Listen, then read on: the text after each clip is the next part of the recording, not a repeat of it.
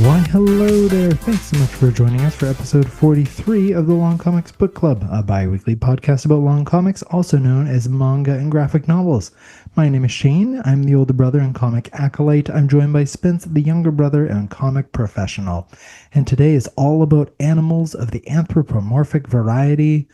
Man, but we are not talking about some of those childhood staples. When you think about that, what are you thinking about, Spence? Arthur? Yeah, Rupert, Babar, classic elephant situation. Daniel yeah. Tiger of the New Age variety.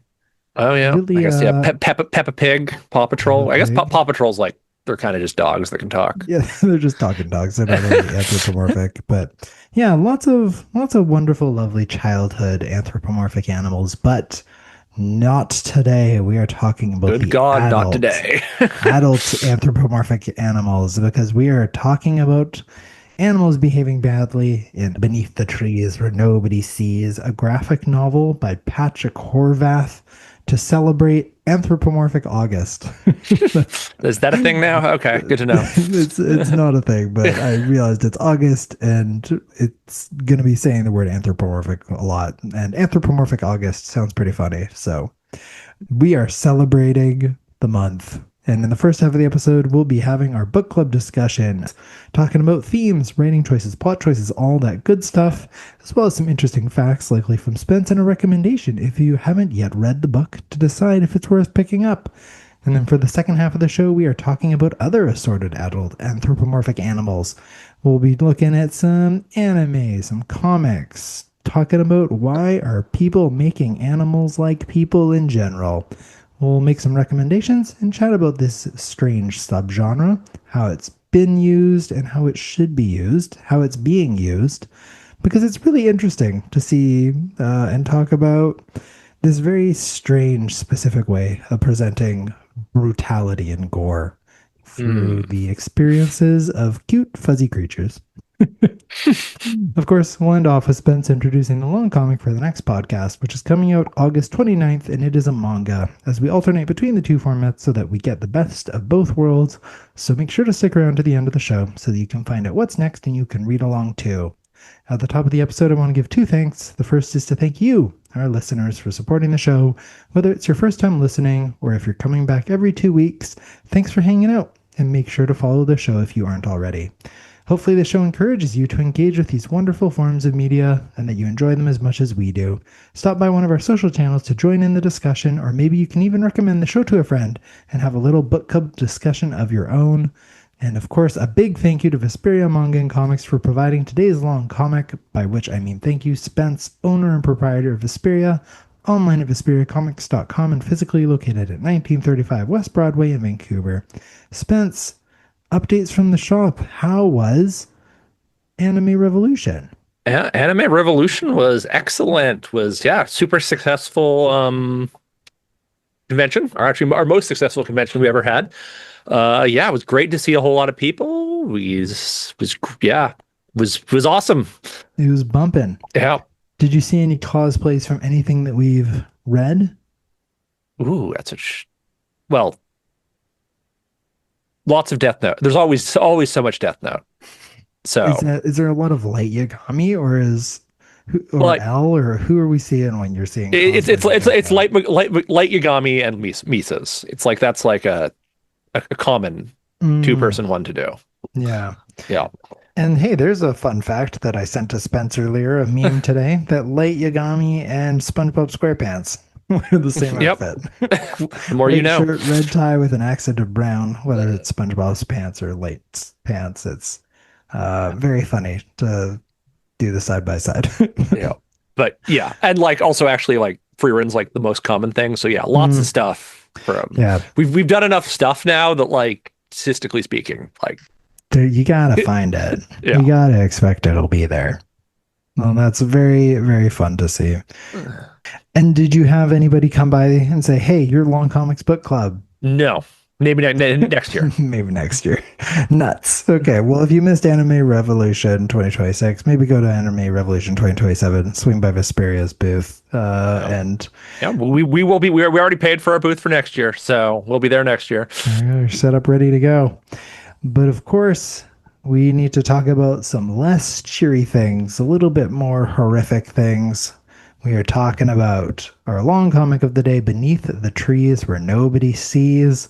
Before we get into this, this is one that does require a content warning. So, Yes. as a heads up, this is an extremely graphic, violent, bloody, gory graphic novel. Yeah. So if exclusively like brutal violence, but like the most brutal of violence. Exactly. It's not every day that you have one specific content warning that gets hit. Usually it's like a combination of potential triggers, but no, this is just straight up brutal gore, grossness of dissected animals. So yes, there is some particular like not only is it violent, but it's like very well detailed drawings. So that's going into more other stuff. You'll probably be okay with listening to it, but just be aware if you're looking to pick it up to brace yourself. The first image of true gore that I will fully admit, I put the book down. I took a walk and then I came back to it because well, when she does the first like dissection of the guy, it's yeah. So if you are prepared, you are ready to get into it. Otherwise, if you maybe don't want to, if you're a little bit squeamish, I will include time codes in the description, so you can always check those up and jump ahead to when we maybe talk about things that are a little bit less gory in our second part of the show. But for this one, Beneath the Trees Where Nobody Sees, Spence, why did you choose this for a long comic? That's a very good question. Because it's I think as I mentioned last time, I'm not sure if I like it or not. I'm still not entirely sure. But good God, is it a page turner? And good God, is it popular? Yeah, wow, is it ever a page turner? Something else that really is great about this that it fits into what we're doing on this show is that it is a self-contained story. So yes. There is a sequel series, but honestly, I think it's one of those ones that works better without the sequel series. Interesting, because I will tell you the truth. I'm actually starting out the sequel series right now. Okay. I'm about the first quarter into it. Okay. So I guess we know that you liked it. Yeah. But we're at least, we'll I think it's exactly what you said. It is a page turner of a book. But yeah, it is all self-contained. So this is an entire complete story. You don't have to have anything. Going into it, you can also always wrap it up and say, this was good enough for me. I don't need to read any more of this because I have a nice tight ending. So you kind of get both options depending on how you want to get into it. So if you're curious what on earth it is that we're talking about, here I will read the back of the book that is presented to us. Don't murder the locals. This is adorable brown bear and small town serial killer Samantha Strong's cardinal rule. After all, there's a sea of potential victims in the big city just beyond the forest, and when you've worked as hard as Sam to build a cozy life and a thriving business in a community like Woodbrook, surrounded by friendly fellow animal folk and the aroma of cedar trees and fresh apple pies, the last thing you want to do is disturb the peace. So you can imagine Sam's outrage when one of Woodbrook's own meets a grisly, mysterious demise, and you wouldn't blame her for doing anything it takes to hunt down her rival before the body count rises and Sheriff Patterson starts literally barking up the wrong tree. That's a great little back description. My favorite thing, though, there's actually a specific line that Sam says that I think exactly catches the tone of this book. This town's not big enough for two psychopaths, not to mention one so reckless. Gonna have to solve this for them before they do something stupid and catch the wrong one. So, I love that. Wow, talk about a great sentence. Yes, our certainly not the hero of our story, but our protagonist. Our protagonist is psychopath Samantha Strong, the brown bear who goes around murdering people in the other big city until murder comes to her town of Woodbrook. But wow, okay. Getting into this one. It is a gory, very interesting story. I think this is intensely interesting. I think it's great for a book club because super compelling and really unusual. I have not read something like this before. And I was fully caught off guard. I finished this in like one night It was No. so Yeah. easy to read. Honestly, yeah, the same too. I've read it before, but the same one. It was like start reading and you just don't put it Mm, down until it's done.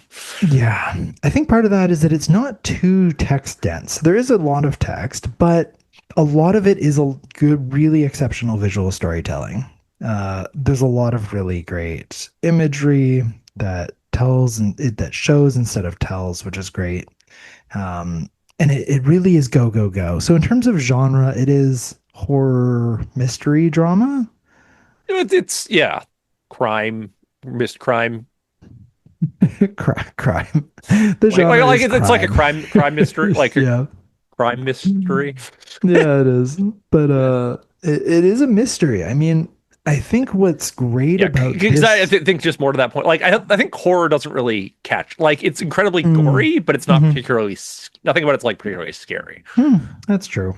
Yeah, It depends on how easily you jump from these kinds of yeah. things. But I guess there are like some points of like when the pigs getting hunted and stuff. They do go into horror moments for that. they But like, sure do. Yeah, yeah, but when poor Karen pig, her name's not Karen, but she is the Karen stereotype, yeah, as a pig gets hunted down and brutally slaughtered. But our story is presented from the point of view of Samantha Strong. So we do get our first person point of view from the murdering brown bear, uh, which is very interesting as a first starting point. I noted very early on how it is that her dialogue is presented like it's written on pages, almost like a journal. And I don't yes, think they specifically show her writing in a no, journal. No, but there is like a point where I think there's even a moment where it shows an internal thought, but then she scratches out a word and puts something yeah, different. yes. Which is kind of interesting too, because like all of her character is like incredible precision. So like Hmm.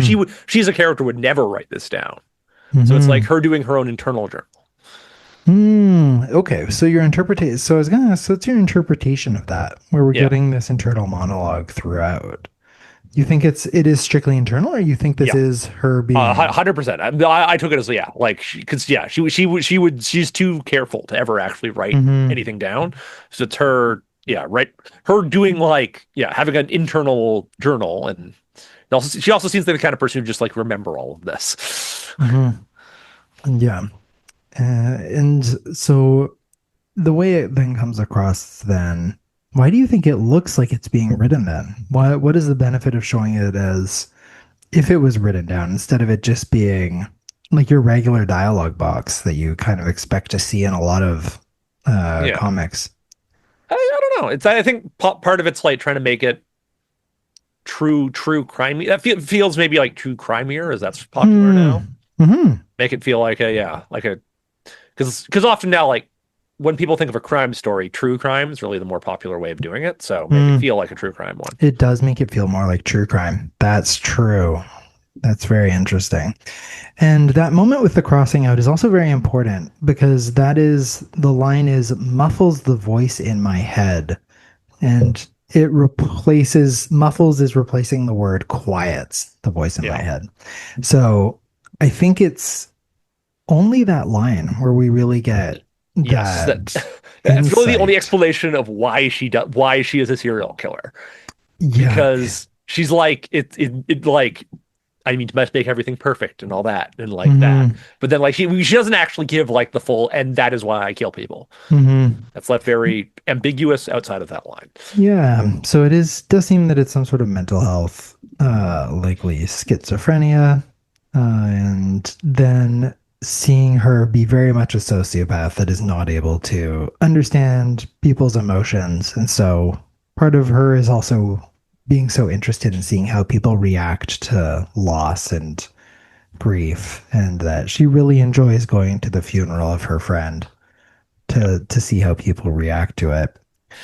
Very spooky, very Yes. interesting protagonist, like you said, not our hero by any stretch of the imagination. No, but it's one of the interesting things.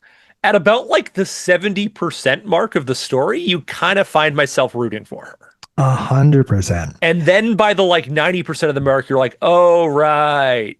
No, I She's shouldn't be terrible. rooting for her. Yeah, I goofed it. She's the worst. Yeah. Yeah, I mean, it is when evil meets evil. yeah, So what Spence is talking about, what's very interesting is the second psychopath coming into the town, which I think is one of the strongest parts of this, is that the timing and the narrative plotting of this is unlike anything I think I've yeah. read.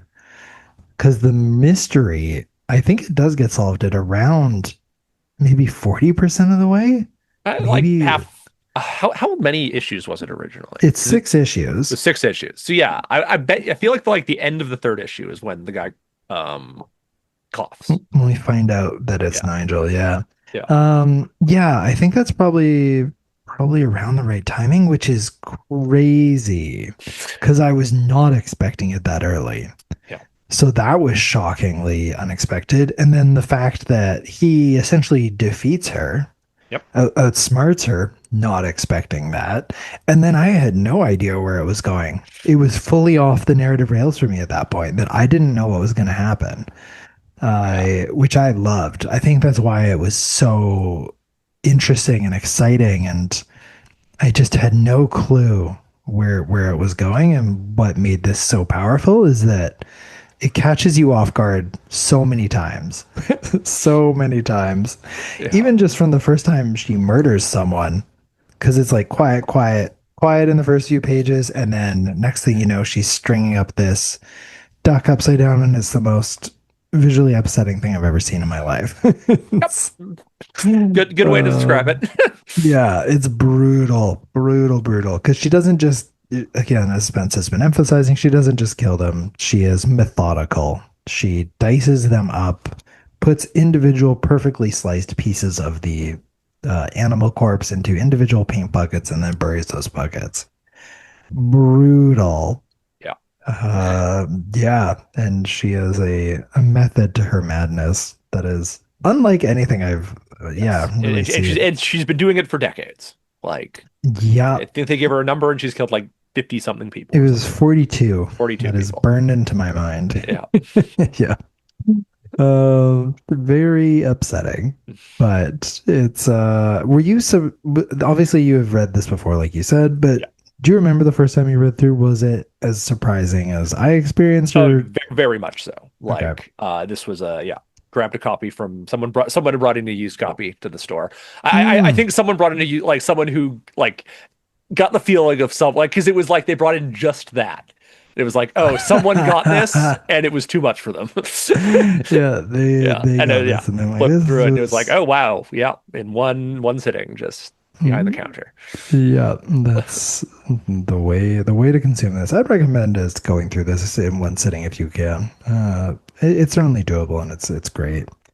Um, but the art is a big player in that for sure. It Yes. is uh visually very beautiful.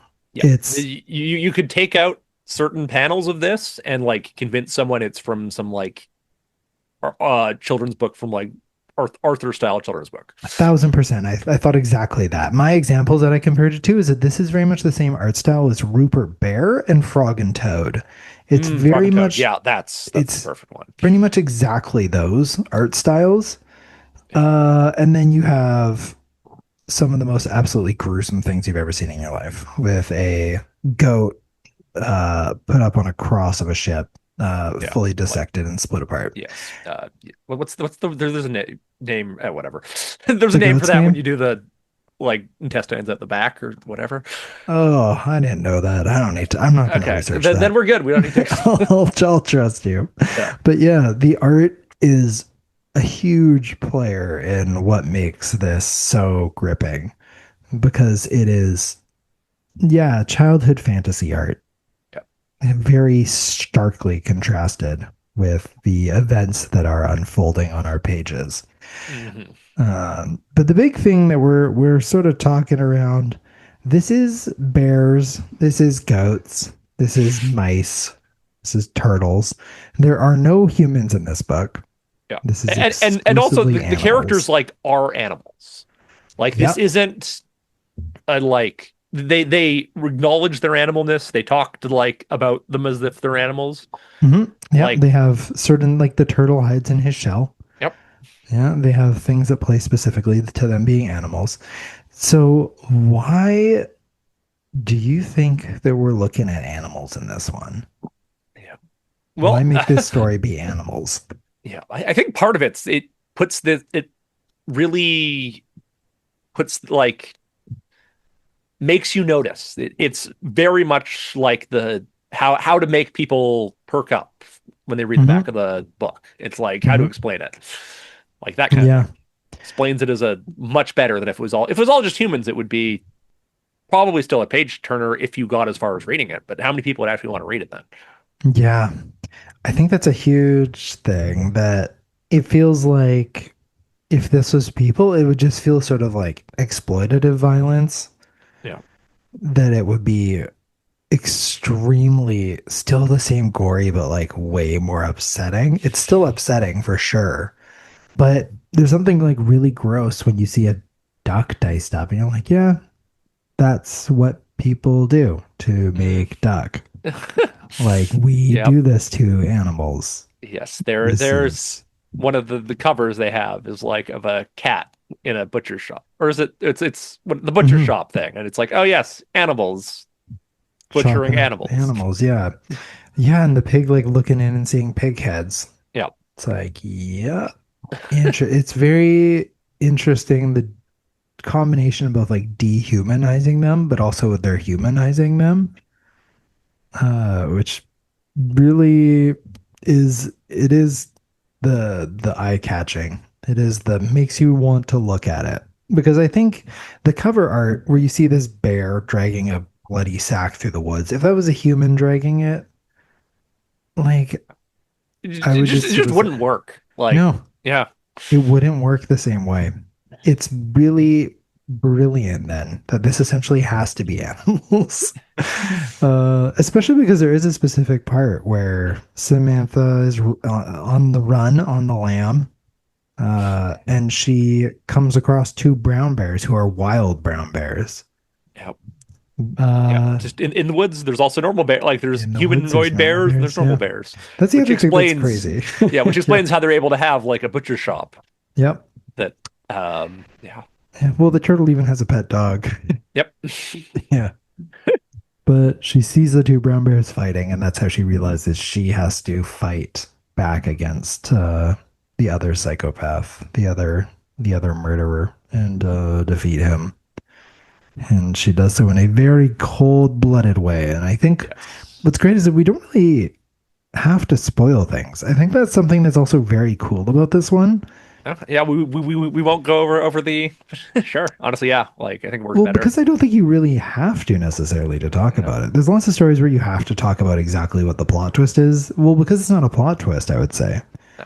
It is a Yeah. mystery, but it's not like an aha mystery. Yeah. I think we've already mentioned the name of the other, but like we said, the other killer. But like we said, that it happens like halfway through the story. So Hmm. Yeah, you find out pretty early, which is very much unexpected. And then it's, yeah, how on earth is this going to be resolved from there at that point? Uh, Lots of unexpected things, that's for sure. But the gratuitous violence, the gore, do you think it's necessary? Do you think that it's being done for shock value to I get people think talking about this? Or do you it think that is done for shock value, but it's necessary that they have that shock value.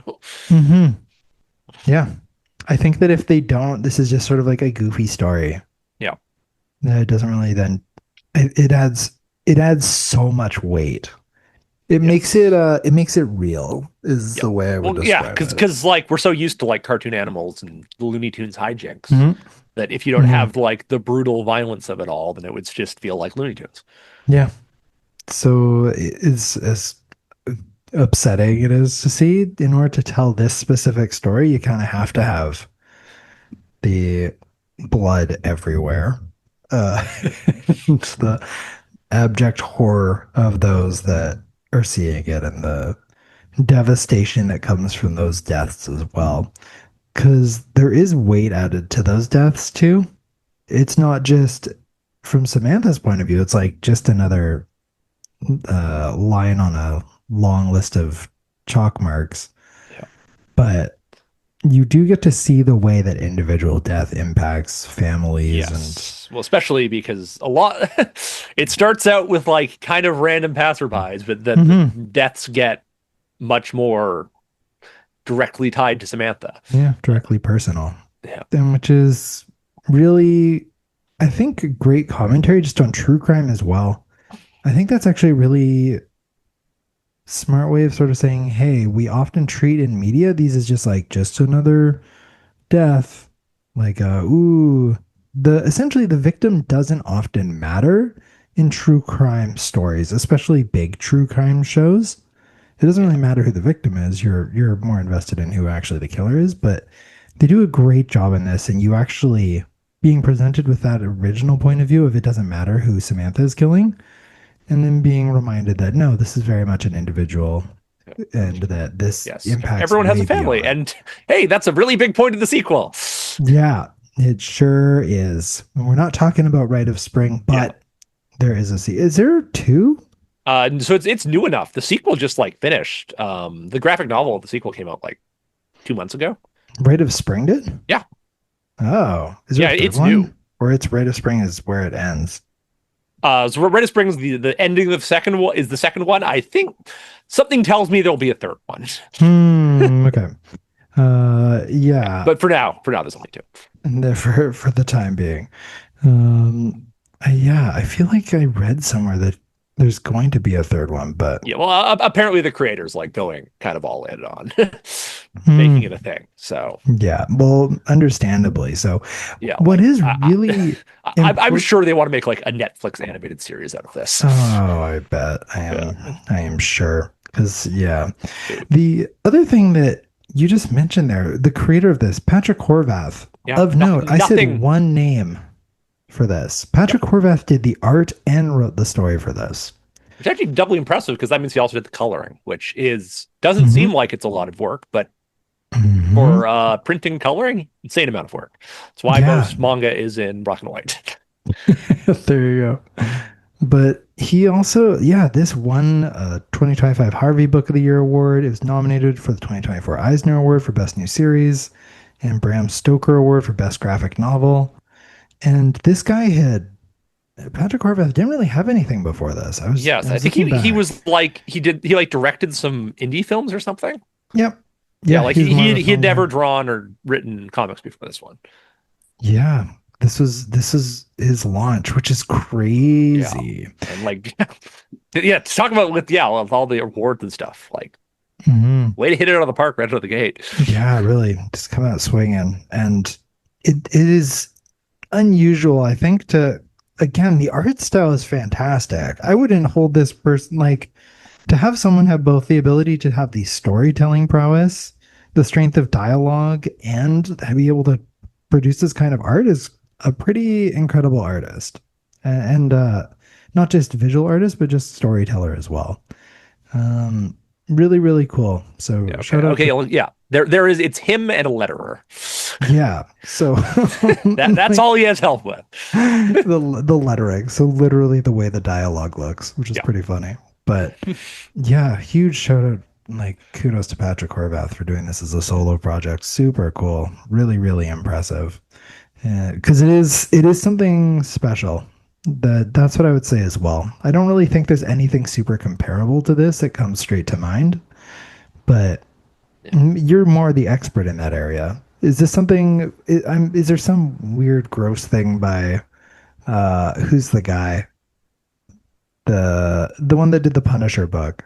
Oh, Garth Ennis. Is there some weird thing by like Garth Ennis that's like comparable to I think the this? closest one is Mark Millar has one called The Unfunnies, which is often considered one of the worst comics of all time. Okay, so But maybe similar thematically, but not. yeah, yeah, no, definitely not as good of the quality, but like the same thing of like let's take like a classic. This was children's stories, but Unfunnies is much more like Looney Tunes characters, and then Mhm. have like brutal violence and like that one goes all the trigger warnings for Unfunnies, all of the triggers kind of thing. Boo. Yeah. Yeah, Yeah, no, we're not I doing the think unfunnies. this one is great because it really is just the gore violence. Yeah. I think that that's important, and that again is what makes us not feel gratuitous. It is gratuitous violence, but it's not overall gratuitous. And it's I mean, something that I often ask you is like, who would you recommend this for? Is this something that you feel I don't know. able Would to I even recommend to recommend it people, at or all? is this yeah, exactly. What Yeah. kind of person do you feel like you can tell, go look at this thing where Yeah. Well, uh someone gets absolutely dissected after being kidnapped in an alleyway? yeah. I think it really breaks down to like if you can handle the violence and stuff, and if you're Hmm. into this kind of dark dark story, like Yeah, do you have that edgy this side to you where morally empty story. hmm Yeah. yeah, sure is. You certainly feel empathy for all the other animals going through it, who are just sort of sideline characters to these two Yeah. Like, psychos murdering everybody. yeah, like her poor employees' families and like the cops and the Yeah, all these animals who are terrified out of their minds living in this town, wondering who's going to be next. yeah. It is something else. But I mean, something then just right at the right at the end here. So then, is this something that you don't recommend? So how do you feel about this story? This is something you said you still Oh, weren't sure about yeah, it. honestly, and just talking through this, it's like, okay, yeah, it's a good, like, as much as it can like put me off, it's like this is very clearly a very good story. So, Yeah. like, yeah, okay, sure, I like it.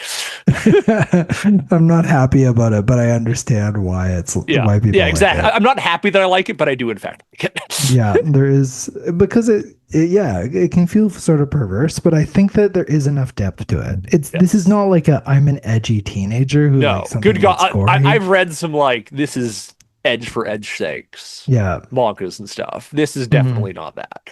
No, that's not what this is. I think this is the way that true crime should be presented No. through the eyes of small furry animals.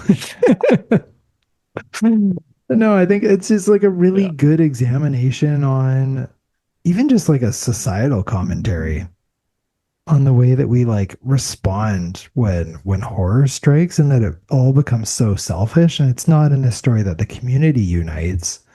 Everyone becomes very self-centered. There's a curfew. Everyone is trying to put on locks.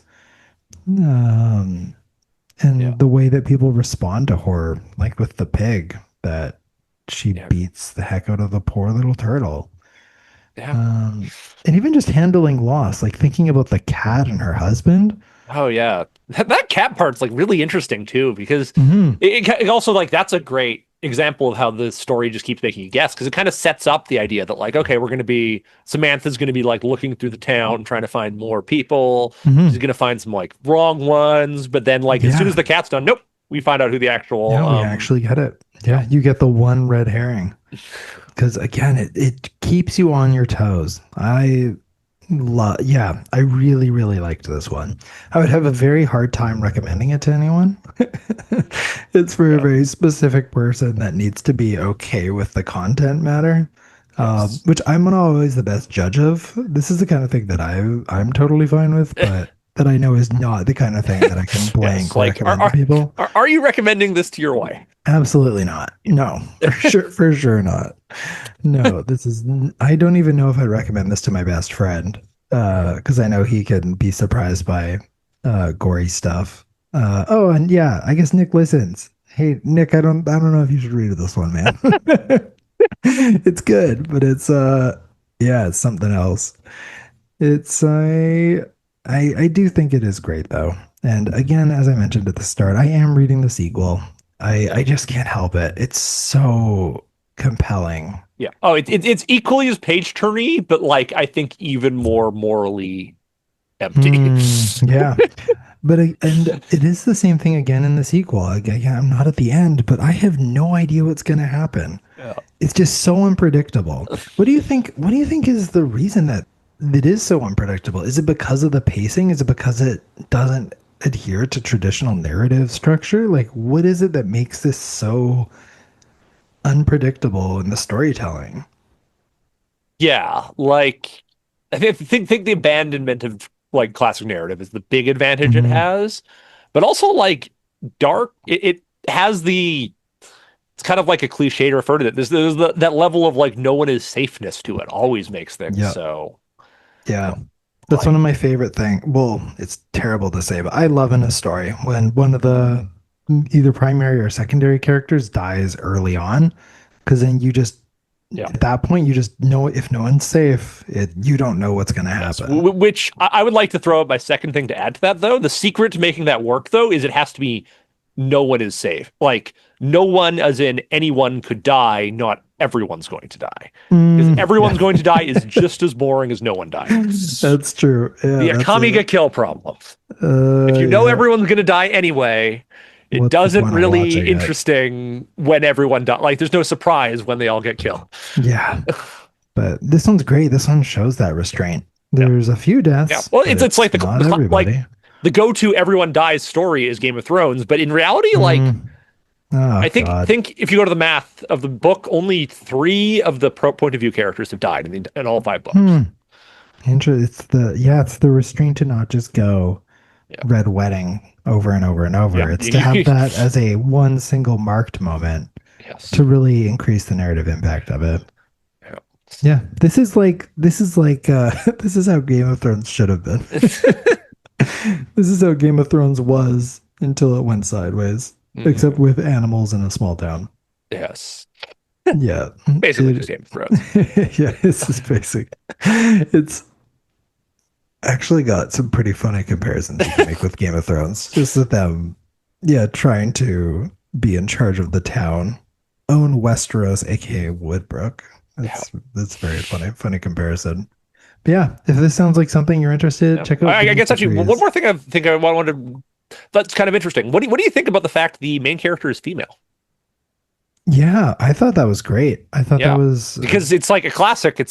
Female serial killers are like it's like 1% of all serial killers are female. mhm. So it's definitely not the standard thing. And also she's a bear. So like it took me half the first issue to realize That she was a serial killer, that she was female. or oh, that she was female. Yeah, no, I think that maybe it's that it is higher than 1%, but female Yeah. serial killers are like Samantha, and they're just better at hiding it. That is the classic. Spooky, could be. No, she's great. I mean, obviously she's a terrible person, but she is a great point of Yes. view Very protagonist. compelling character. Super and extremely interesting to see her even her facial reactions, like her joy at seeing the two bears murdering one another when she comes across them, and losing her mind when she's on the run, and Yeah. like snakes come out of her, Yeah. and She's really, really good at faking being like emotions. yeah. When I was talking about early on about showing, not just telling, you see her like grinning, and then you see her move past the person and just go dead eye. Yeah. And you see that. You don't have to say it. There's But so much subtlety in that. yeah, and it's like it like almost like tricks you sometimes. You're like, Mhm. oh right, yes, she doesn't actually feel anything she's saying right now. Yeah. But no, I think super great anti-hero. Is it even an anti-hero? Anti Protagonist. It's our super. Maybe she's It's our not even an protagonist. anti-hero. Yeah, I she's would just not call her an another- anti-hero because she is No, not doing. she is not She's doing stopping a good thing. serial killer, but she is not making things better by doing it. No, that's true. Yeah. Super, like you said, it's you kind of cheer for her, but you also Oh, like when yeah, she's like on the run and stuff. You absolutely find yourself like. hoping Yeah, that like she I hope figures she it out can and take down the other serial killer, but then like, right, yeah, oh yeah, no, she's been. Oh god, yeah, that's right. No, she's terrible too. yeah, Because she kills indiscriminately. Damn, super interesting. Yeah, if you're interested in Beneath the Trees Where Nobody Sees, go to VesperiaComics.com, order for pickup, and see Spence in the store. Maybe chat with him a little bit about. yeah. Well, let me know what you feel about it. Yeah, let us know how you Yes. are we actually psychopaths? We're like, this is worth checking. No, this has been given awards and stuff. Other people are also Good God, okay. like true crime is like the most popular thing in the world among like suburban white mothers. So like, Yeah, there Clearly, you go. this isn't liking serial killer stories doesn't make you a psychopath. No, it does not. And this one is one of the best crime stuff I've read. So Yeah. check it out if Yes. you're And but interested. then I think we need to have one little epilogue conversation to end this, which Yeah, go is, for are it. you aware of the only crossover thing that has happened with this?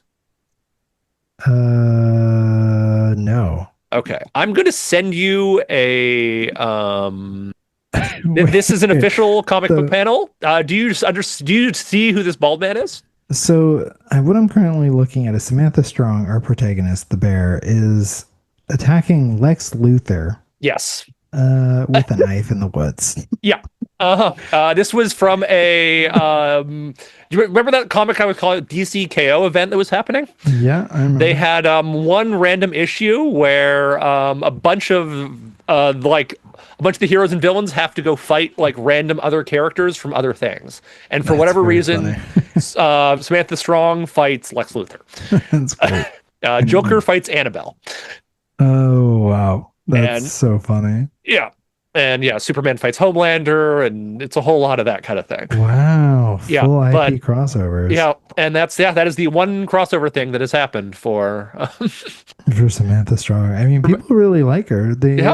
I learned that they're making plushies of her. Okay, yeah, that tracks. So that's also pretty interesting. Wow, making it all the way into the DC universe. Yeah, this Yeah. thing's pretty big. That's very funny. I had no idea. But there you go. Maybe you didn't know that Beneath the Trees Where Nobody Sees existed, and you saw that comic panel on DCKO, and you're like, why is this Well, bear yeah. wearing a shirt? Wearing a regular Yeah. plaid shirt. Yeah, and like Lex Luthor like walks in on her like stringing up a duck to like murder like a Oh, murdered duck. really? Yeah. Wow, it's like And the then full she's like, thing. "Oh, you saw me killing this duck. I will guess I'll have to kill you, strange bald monkey thing." Interesting. That's funny.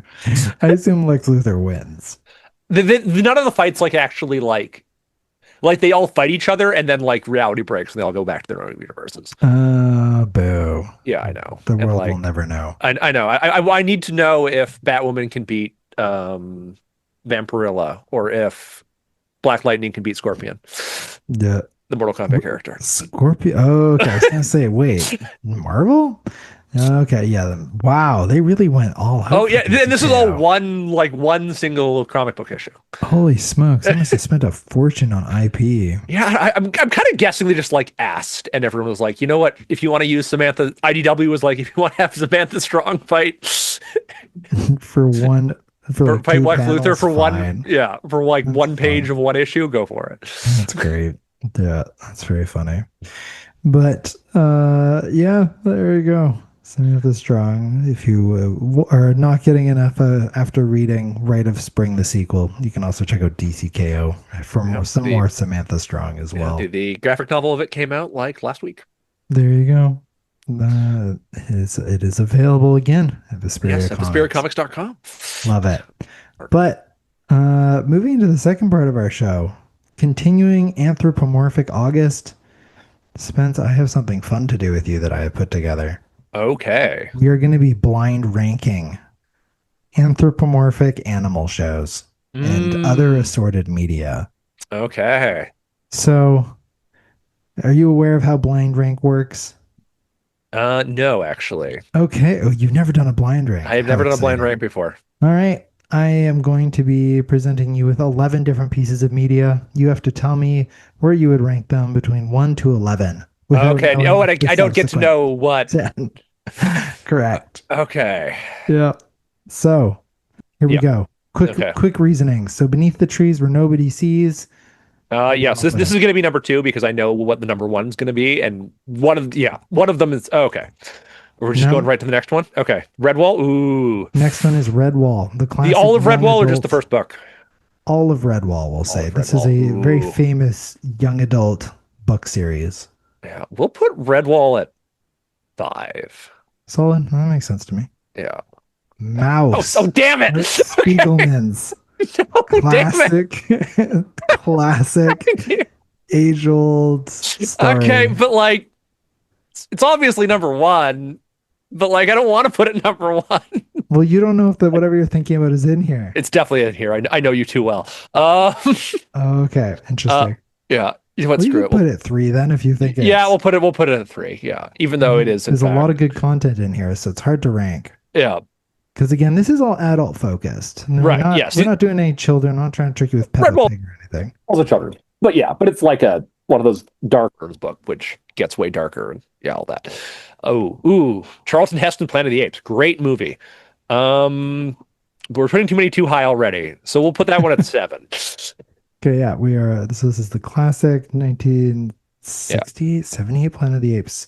Next up, BNA. Ooh, brand new This is a animal. brand new animal anime by Trigger. Yes. Yeah, great. Once again, awesome. One of the best one at playing with actually being anthropomorphic animals of all of these. But still, we'll put it at 8. Fair. Ooh, holding up on the last one's interesting. Yeah. Next, we have Usagi Yojimbo. Okay, this one I haven't done a lot with. So this is a manga about a samurai. It's actually a Western comic. A Western comic, right. Western comic. About Very in the line of Teenage Mutant Ninja Turtles. I think they've literally like set in the same universe at some points. Yeah. We'll put that. It's kind of mean to put it a lot. We'll put it at 10. We'll put it at 10. Fair enough. Hey, if you haven't engaged with it a lot, yeah. Fantastic Mr. Fox. Mr. Wes Anderson. Great movie. Oh, love Fantastic Mr. Fox. We'll put that at 4. There you go. Mm-hmm. BoJack Horseman. Okay, this is the one I haven't read. I haven't seen. I have not seen. You do have BoJack. a gimme out 11 if you want with BoJack Horseman. That would be highly contested by anyone who's seen it. Yeah, but you know what? I have a much more story that's going to come up here, which I need to put at 11. So we'll put that one at 9. Okay, interesting. Fritz the Cat. Hey, Fritz the Cat. We have left, for those wondering, we have 1st, 6th, and 11th. Yeah. So we have 1st and last in our. Okay, realistically, 3. This should really be pretty dramatic. Like number 11. But I can't. This is a callback to one of our earliest episodes. Yeah, you know what? We're putting it at 6 though. Like, wow. Okay. Yeah. Wow, you're really banking on the last. Because I'm almost sure I know what the last 2 are going to be. Best and the worst. I don't know if you. Next, Odd Taxi. Number Taxi. 1. There we go. Put it at number 1. Taxi gets number 1. Where it's supposed to be. Yeah, and then Beastars at 11. Yep, got the right 2. Yep. I do not like Beastars. Interesting. Okay. Yeah. I am very much not a fan of Beastars. Interesting. Okay, so here we are. Suspense's rankings: Odd Taxi, Beneath the Trees, Mouse, Fantastic Fox, Mr. Fox, Redwall, Fritz the Cat, Planet of the Apes, BNA, BoJack Horseman, Usagi Yojimbo, and Beastars. I mean, that seems like pretty close to what you would have said anyway. Yeah, honestly, I think I would put Fritz the Cat would be like 9th or so. And not having seen BoJack or completely. Yeah, well, yeah, so BoJack Horseman, like, realistically remove BoJack Horseman and make it a top 10. That's true. Yeah. I just couldn't do an adult anthropomorphic thing without BoJack Horseman, because that's and honestly, like, Usagi Yojimbo could also be like that. Could I have read some of it? I haven't read enough of it to really give it like, because it's also there's a lot of Usagi Yojimbo out there. Like, it's been going since like the 90s or late 80s, something like that. Interesting. Yeah. There you go. But what fun. Hey, that was fun. Well done. Well, we might do more of those blind ranks. Yeah, I know. Maybe I need to hit you with one of them at some point. I don't know how well I would do. I don't have the same level of media consumption. Yeah, God, Usagi Yojimbo started in 84. Does that mean it predated Teenage Mutant Ninja Turtles? No. No way. They both started in 84. Gasp. Wow. There's shocking revelations. Yeah. But I mean, certainly interesting that anthropomorphic animals, not just for kids, obviously for adults as well. There is a lot of anthropomorphic animal content. Yes. We talked about it with Beneath the Trees Where Nobody Sees. Do you think it's all, like, thinking about all the things we just named and more, do you think it's always used appropriately? Like, there's always a point behind it, or do you think some people just kind of use it for the sake of using it sometimes? I think sometimes it's just kind of it's a both. Definitely, naturally, of course, it's both. And I think, like, looking at what we just worked on, like, some of them, like, as much as I dislike Beastars, like, clearly that's like a whole point of that is all these are animal people. Hmm. And then the opposite of that, Odd Taxi, the fact they're animal people is like a huge plot point, but in like a completely different direction. And like absolutely they need to all be animal people for that one. I haven't finished Odd Taxi yet, by the way. So this is an anime about a walrus Yes. taxi driver. A So walrus taxi driver. don't spoil it. I'm on like episode 7 or 8. Okay. It's a mystery. Wow, And number one. are you enjoying it? I love it. It's Yeah. exceptional. It's so good. It's so good. It's like a great, fun, very despite everyone being an animal person, it's a very grounded mystery, but also like goes kind of crazy, like with the capoeira doing alpaca. Yeah, yeah. It is a great mystery. It's a great one for sure. Really, really enjoy Odd Taxi as well. And so you were confident with that as your number one. I think that was also famously Garnt, aka Yeah. what's his YouTube handle? Gigak. Giguk. His biggest anime of that year was Odd And Taxi. I think I agreed with. I can't remember exactly what happened that year, but I think I agreed with him when he said that. Yeah, I mean it's a good one, Yeah. but it's really interesting anthropomorphic animal stuff. I mean, a lot of this is really great. It is a really cool tool to use, and I think as long as you're kind of committing to there's a reason that you're doing the animals, I'm fully on board for it as well. Like mouse, there's a reason behind it. Yes. Well, yeah, absolutely. And like realistically, Mouse probably should have been number one. Like that's. I think that's just a really strong. I think it's just you didn't do too bad with the order. To be fair, I don't think you expected mouse. I did not expect Mouse When you think because it's like anthropomorphic, it's not necessarily the first thing you think about when you think about the Nazi cats, but yeah. it's It's a like it's arguably typically like when most people famous talk about one. like artistic graphic novels. It's like Mhm. often at like the top of the list for like yeah Yeah. Art Spiegman's legendary. Mhm. I assume have you read it? I assume you read it at some point. I read it actually for a university course. Yeah, I haven't that's- read it since then, but I want to Okay. go back to it at some Okay, point. maybe we should do it at some point because Yeah, I mean it's one of, if not like the most arguably famous graphic novel of all Yeah. time. it and Watchmen are typically looked at as the two like Yeah, most most graphic novels you're most likely to see in a university course. that's very funny. I read both of those for my university. Yeah, graphic exactly. novel courses. I remember seeing both of them at my Yeah. university bookstore. Both of them were there. There you go. But some of the other ones that I had on here with animes that, so I did try out a number of these just to be able to find out what's going on in the anime world of anthropomorphic BNA and B stars, as well as Odd Taxi. So obviously we love Odd Taxi. We highly recommend Odd Taxi. It's great. BNA not super highly rated. No. maybe just I maybe- like it a lot because I'm a Trigger fan. When things Mhm. gonna trigger crazy, Trigger is the things trigger studio crazy. for those Yeah. that are curious. Yes. They are the most like rock and roll anime studio. is the Studio best way to- Trigger, yeah. Yeah. And Yeah, this I is just this didn't is find them. this one as like rock and roll because they're also what Kill la Kill, Kill la Gurren Kill, Lagann. Gurren Lagann, Pantheon Stalking, Cyberpunk Edge Runners, Delicious in Dungeon. Delicious in Dungeon did not strike me as a Trigger one. because that's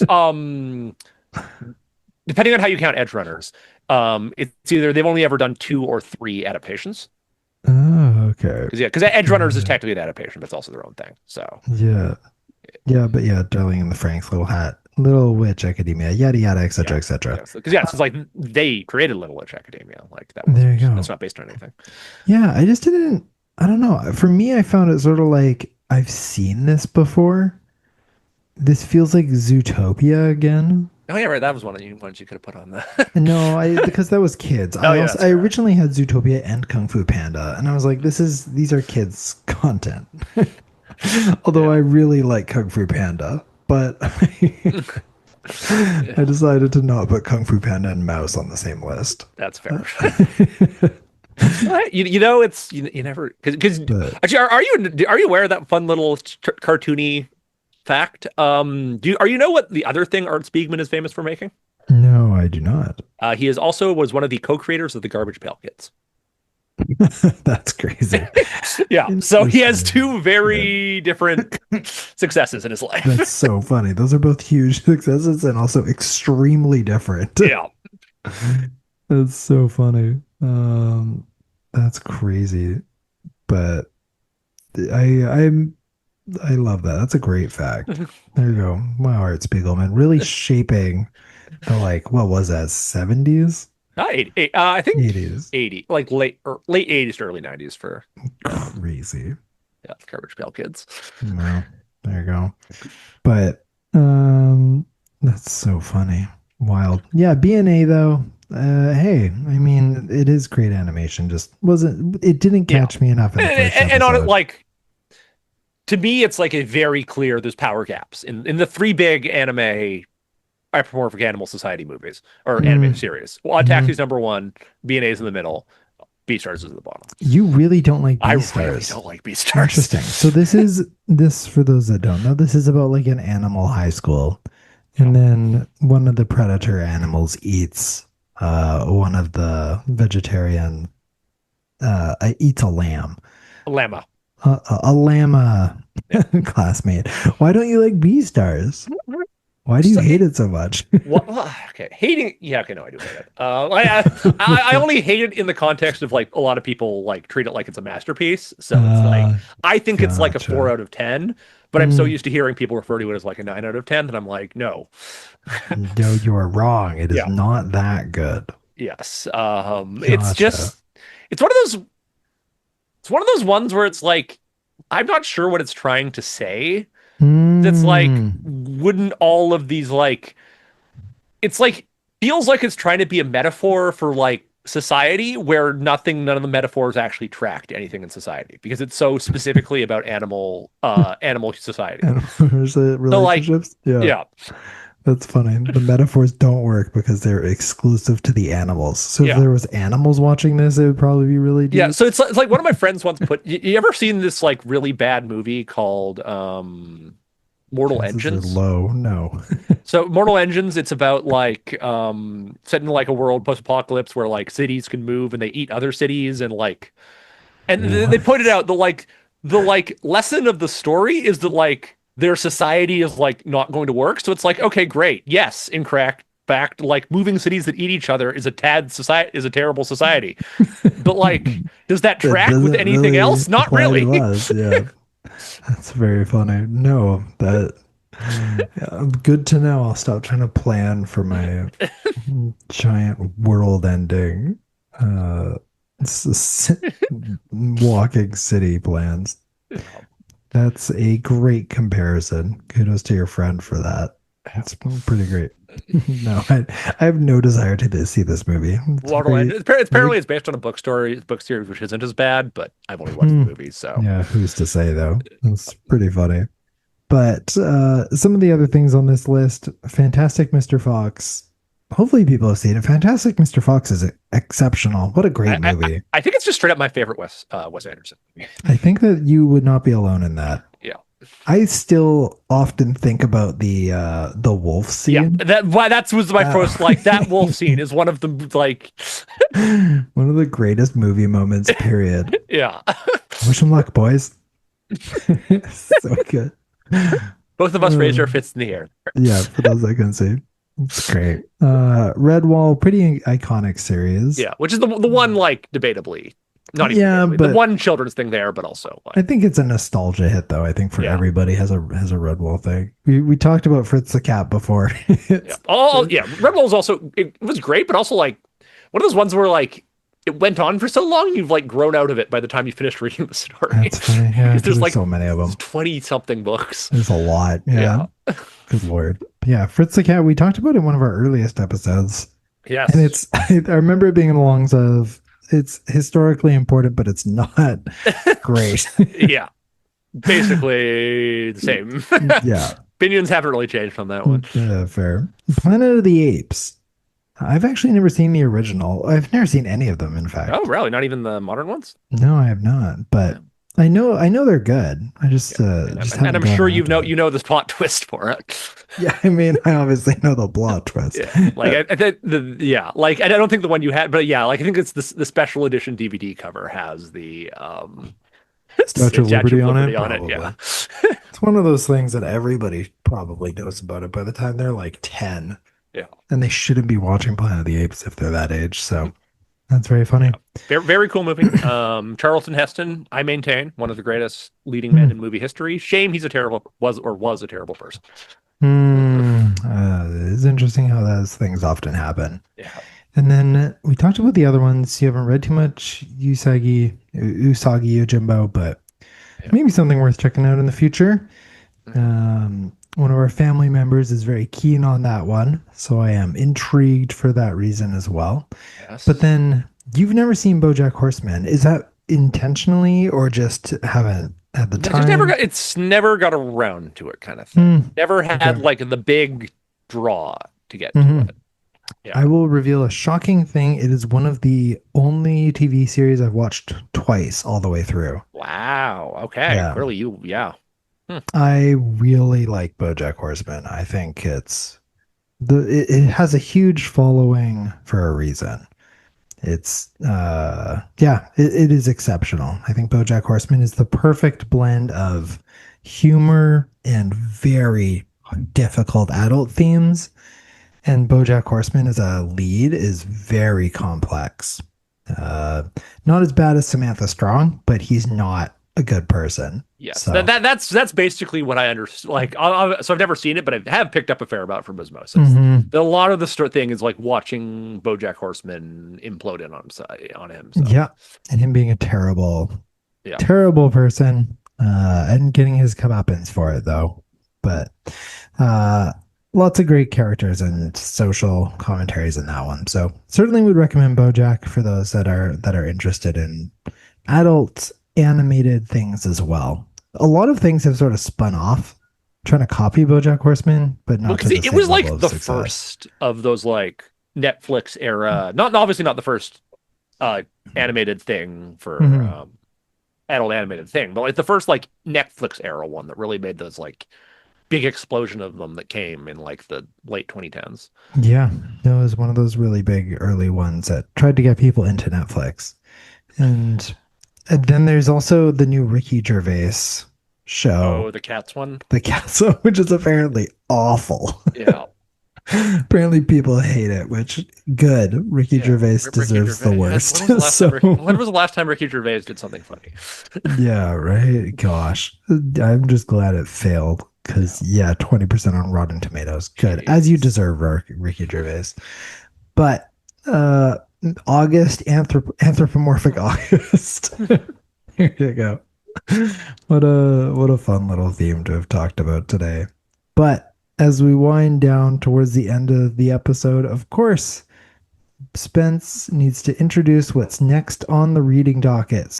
So, what do the fine folks at home and I get to look forward to reading next? Well, didn't actually plan this, but if we're doing Anthropomorphic August, my actual one does in fact feature some amount of anthropomorphic animals. Whoa! Because I have decided I made a note that this is something I wanted to do in our review last year, which is do a second part of a series. That's right. And specifically, the one I wanted the most, which is let's do the second big omnibus volume of Dragon Ball. Oh my goodness! So yeah, Dragon Balls 4, 5, 6. How thrilling! We are going back to Dragon Ball. If you missed part 1 of Dragon Ball, that episode came out last year and it was a great one. We loved Dragon Ball and both rated it very highly in our year-end review. Yeah. And stoked to go back to it. So what numbers are we reading? 4, 5, 6. So 4, 5, 6. We did 1, 2, 3 last time, and we'll be doing 4, 5, 6. 4, 5, 6. Yeah, which means we're starting halfway through a tournament, but you'll figure it out. We're in the middle of a tournament arc. Hey, happy to go back to it. That's great. Cool. Dragon Ball 4, 5, 6, keeping us strong with Anthropomorphic August with... Yeah. There are anthropomorphic... People forget about that, because in Z it's kind of ignored. He's got a little monkey tail. And there just are random anthropomorphic animals on Earth in Dragon Ball. There you go. Yeah. The president of Earth is like a blue Shiba Inu person. A blue dog? Yep. Interesting. I feel like I've seen a lot of Dragon Ball stuff. I feel like I've never seen that. So that's pretty interesting to me. But what fun. Dragon Ball 456 coming to the next episode. And of course, if you want to be able to read along and have some well-formed opinions in advance of the next book club, you can order Dragon Ball 456 at VesperiaComics.com for pickup at Vesperia Manga and Comics if you're in the lower mainland of British Columbia, or you can also order that for Canada-wide shipping. And that's it for episode 43 of the Long Comics Book Club. Thank you so much for listening. Make sure to follow the show on your preferred podcast platform, as well as Long Comics Book Club on Blue Sky and Instagram. And finally, get in the Discord to share your own thoughts on anything we talked about today, whether it's Beneath the Trees Where Nobody Sees, or even go onto Reddit. Maybe you can find the blind rank that I created, because I found that the best way to create a blind rank was on Reddit, because Yeah. the other ones I tried flashed through the images so you knew what was coming up. But Wow. you Yeah, can that's maybe no find it fun. on there if you want to try it out. Or maybe you have some other anthropomorphic content that I forgot to include in there that you really want to advocate for as the greatest. Keen to find out and hear from all of you as well. But of course, you also want to make sure to check out Dragon Ball 456 in advance of the next podcast, which again is coming out on August 29th. So we will talk to you then. Bye bye. See ya.